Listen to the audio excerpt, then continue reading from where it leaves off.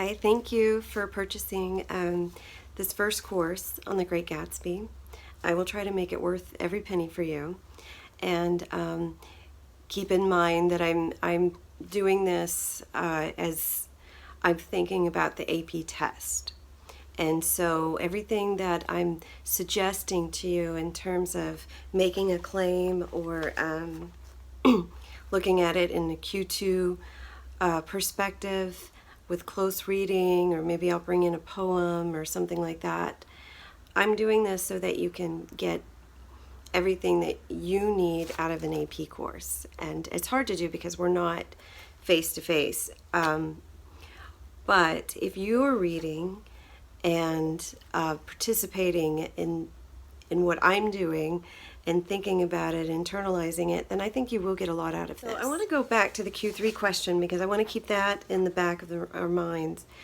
But the main thing that you have to do when you're choosing what books that you want to prepare for, let's say you have like 6 pieces that are variety, that vary, and so there could possibly, whatever question comes your way, you would have some idea of how to answer that question. But more importantly, the one thing that you can control through all of this is understanding the piece as a whole. And so that's my job, is to help you, get a better interpretation of the piece, not something you could just find on Spark Notes or whatever they have out there, Snoop, Doggy Dog, whatever the thing is. But if you understand the piece and the writing in particular, and there's a lot of things I want to jump in and start talking about with the Great Gatsby, but I know I've got to do that patiently with the text. And so so that when it's revealing, the text is kind of revealing itself to you, and as it does that, where you're looking at it as a greater context. So what I would do to prepare is a lot of people would probably read first and then go through the course. You might want to try it the other way around, because before I pick up a piece of literature that I've never read before, I try to read everything about it ahead of time. I look at the author's life.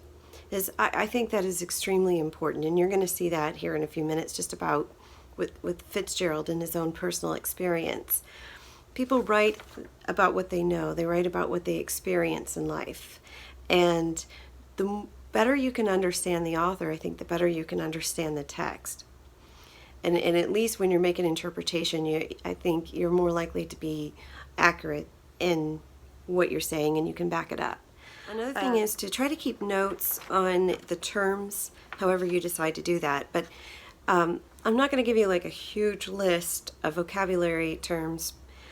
Probably your teacher's going to do that anyways.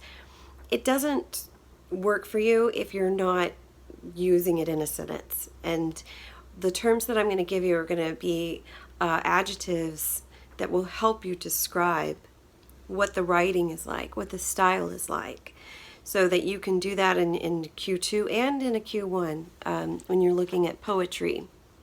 So we're going to look at the main themes, but also I'll explain them in terms of how you could explain it by analyzing the text, because that's ultimately what you have to do with the Q2 when you have the prose in front of you. And then as far as the Q3, this is the one I think you can do the best on, because you have the most control over what you say. And if you really pay attention to these videos and you're actively engaged the best way that you can be, and you're reading the material, you must read the material. I've had so many students that love listening to lectures from me, but then when it really came down to the test, because they hadn't read, they had nothing to say. And you can't just count on Spark Notes and things like that. The questions are designed to make an interpretation about the text and the piece as a whole. And Spark Notes isn't designed that way. They're just designed. They're a tool. It's helpful. It is helpful. But again, I would, even if you were going to look at that, I would look at that before you read. And here's why. Because when you're first reading classic literature, the language, the style, all of this is going to be new to you, and it's going to take a little time to get used to it. The more you read it, the better it will become. And actually, you might even develop a taste where you're a kind of a snob about other literature because you're used to this expensive, rich, quality in a text, and the other is just going to kind of fall short. That's where you want to get. But as you're reading and you know what other people, you've read some scholarship or you've read the author's life, you're going to read more actively than passively. If you know nothing, you're looking at a text passively, and it might just tire you out. But if you look at it more like an investigation, you're trying to get to the bottom of this. And that's what I find really exciting about literature. I have all these questions about life and philosophy and human nature and motives behind people's characteristics and why people behave the way they behave, why things happen the way that they happen. All of that is part of figuring out the story. And when you do that, you also can apply it to your own life, and you become kind of a good psychologist, even maybe for other people and for yourself, because you've read so much, you understand things better than other people who are just functioning on a superficial level, and just taking in propaganda and messages and just, making up their mind that way. You will become a critical thinker. And that's really what education is about, right? I mean, that's why we're here. That's why what we're supposed to be doing. Okay, so back to Kate Chopin's question. In this outward existence, which conforms the inward life that questions. And this is the question that we're going to use for the Great Gatsby. And if you look at Nick Carraway, I said this before in an introductory video. He says that he was within and he was without. And I just want to pause here and talk about F. Scott Fitzgerald, because as I'm studying this and reading and thinking about it, going back through the text and going back through his life, what I'm starting to see is that he is kind of between Nick Carraway and Gatsby. And I'll give you an example. Okay, in his own life, he came from on his mother's side. He had money. His family had money. So he was able to go to prep school. He was able to go to Princeton. But the reality, though, of his own household finances, his father failed at business. And so they were dependent on other people in the family who had money. In the same way, Nick Carraway has this aristocratic family background, right? But he doesn't actually seem to have any money. He's just moved out east, and he's going to be in whatever bonds business he can do. He's very vague about it, and that's why I can't specifically say what he's going to do, because he actually never talks about work. We don't really know if he does work. But he has a very small house compared to the area. Of course, he happens to be right next to Gatsby in West Egg, which is the less fashionable side. And so, he says his house is an eyesore. At one point at dinner, when Daisy and Tom ask him about marriage, he says he's too poor. So this is a kind of a frustrating place to be, because he's in the upper class without actually possessing what the upper class possesses. But he feels superior to the lower class. So he is not going to be with that crowd either. And I think this is what happened to Fitzgerald, and why I say he's kind of a cross between Nick Carraway and Gatsby, is because, like Gatsby, he had to recreate himself. He had to really work to get recognition, and he did it through his writing. He was fortunate enough and smart enough to be a talented writer. But and also another similarity, Gatsby's doing all this for a woman. It's questionable whether he really wants Daisy or if he really wants to be Tom in order to get Daisy. And the reason I say that is because once he goes back and he describes how he met Daisy, he's just as smitten with her mansion and her lifestyle as he is her. And I think that Fitzgerald was the same. He had very expensive taste in women. The first girl he fell in love with was Ginevra King. And supposedly her dad mentioned that to him that poor boys don't marry rich girls, which is something that Daisy repeats. In fact, Daisy might be, a lot of his female characters were based on her. But there's also the fact that Daisy is supposed to be blonde. She says that about her child, although I think he contradicts that later on and says that she has dark hair, or there's some description of her dark hair as well. And some of the things that she says, that Daisy says, even talking about her daughter, I hope that she'll be a fool. Zelda, Fitzgerald's wife, supposedly said the same thing. Either way, if it's about either women, he always dedicated his books to Zelda, and that wouldn't have been very flattering to Zelda. And so we'll talk about the character of Daisy. You're probably wondering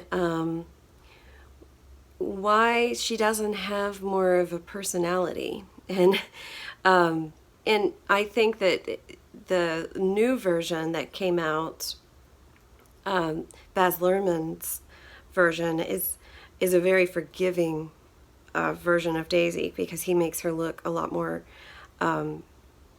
just attractive and rather than this kind of frivolous girl. Daisy says things that doesn't really make any sense. Like, you look like a rose, and Hemingway would make fun of Zelda for saying things like that. So I think that Daisy probably is more Zelda, but there's also people who say that it's Ginevra. But either way, and going back to Fitzgerald recreating himself. Okay, so he didn't get the first one, and then Zelda also came from a aristocratic Southern background. Her father was a judge, and she wouldn't marry him until he had some kind of success. And so he had to hurry up and write The Side of Paradise in order to marry Zelda, and it worked. The unfortunate thing, though, here's the time period. You've got the Roaring 20s, it's the jazz age, people are drinking heavily, even though it's during Prohibition, and they're having this marvelous time. And it's kind of like just becoming a celebrity, and everyone is watching you, and they expect certain things out of the celebrities, like Fitzgerald and Zelda. They were always talked about and always looked very glamorous. Zelda, I think Fitzgerald said, was like the first flapper. So it's kind of, I guess, like everyone watching the Kardashians. I don't watch TV hardly anymore, so I don't even know what's going on. But there's a certain expectation to that, and the bad thing about what Fitzgerald does is he takes that success of the one book that he wrote, The Side of Paradise, and he assumes for the rest of his life he's going to have the same kind of success, and he spends money like he does. And he eventually can't keep up with their lifestyle. In fact, when The Great Gatsby was published, it didn't sell well at all. And the interesting thing to think about, all this is going on, the jazz age. People have no idea that they are on the brink of a depression. The stock market crashes in 1929, and all this is leading up. And in fact, that's another reason why Gatsby didn't sell very well is, for one thing, when people were in a depression, they didn't buy books. And nobody wanted to read about, the superficial issues of the wealthy when they can't, get a decent meal. It's different priorities. So this was a huge blow for F. Scott Fitzgerald. He was already showing signs of alcoholism in his college days. And then he's getting, he's kind of going downhill fast. Even he wrote The Crack Up. His wife ends up in a mental institution, and he writes kind of a confessional little short story about what's going on with him. And I think during this time, people are very confessional in their memoirs, and there's nothing wrong with that. But during that time, especially having a rival like Hemingway, who acts like he's this macho man, and he just kind of laughs at Fitzgerald, which is horrible because he was supposed to be one of his friends, but they didn't stay friends. In fact, he mocks him Hemingway mocks Fitzgerald in another story. And I think that this line where he's describing Tom Buchanan, in college, and he says something about, and how much I'm so much more of a man than you are, is kind of the way he just would describe Hemingway. And I think Hemingway had to have been actually jealous of Fitzgerald because he couldn't write something like The Great Gatsby. But unfortunately, nobody really knew the success of The Great Gatsby until years later, and that happens to a lot of authors. So here's Fitzgerald believing in the American dream, but it's also leading to his downfall because he's kind of put his hope in a material world, and that's never going to work out for anybody if that's what you invest in. And I think it's interesting that Fitzgerald once said, give me a hero and I'll write you a tragedy. Because that statement is kind of prophetic in his own story. He died at 44, and he died thinking he was a failure. He was an alcoholic, and things just kind of went from bad to worse, with Zelda as well. She supposedly was schizophrenic, and that was the love of his life, and basically who he did everything for, just to kind of end up in a mental institution. So I want to look at the text now. I'm going to go back and allude to his life some more, but I want to do it as we go through the text because I think there's some telling things just knowing that much about the author. And when you see the text and you start to see Nick Carraway's perspective, you might see a little bit of Fitzgerald in that. So when you look at chapter 1 in the first few lines, you have this narrator. He's looking back on his life. And I think it's important to note that he is from the Midwest, just like Fitzgerald. And they're going into this more industrialized area, the city, and this is where things are just happening really fast. And there's one part where Nick says, you're making me feel uncivilized. And then, of course, Tom Buchanan goes on a tangent about that, which we'll go over. But he feels like he doesn't really belong. And I think that's probably the way Fitzgerald felt, too. And as much as he liked Paris and he liked this glamorous life, and they were living the kind of the American dream, there was also this constant fear that, well, you can't keep it up. You can't keep spending like this. You're not making money.